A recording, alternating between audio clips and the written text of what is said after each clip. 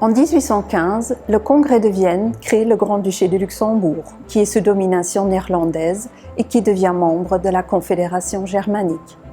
La forteresse jouit d'une grande estime pour la Prusse en raison de sa position exposée à la France.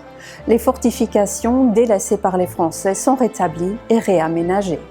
Par ailleurs, le chemin de fer nécessite la construction de forts modernes. Toutefois, suite aux nouvelles techniques de l'artillerie, la forteresse perd en importance stratégique. Pendant la période de l'administration prussienne de la forteresse, une présence militaire néerlandaise s'observe également dans la ville et le pays. Ensemble avec les anciens soldats prussiens, les officiers hollandais forment le contingent fédéral et ne tardent pas à être naturalisés luxembourgeois. Le XIXe siècle est marqué par l'effervescence de la bourgeoisie, dont Jean-Baptiste Frezet devient le portraitiste attitré.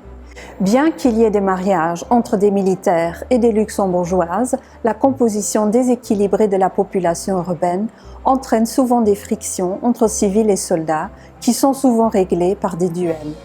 Suite à la Révolution belge de 1830, le Luxembourg se trouve sous deux administrations.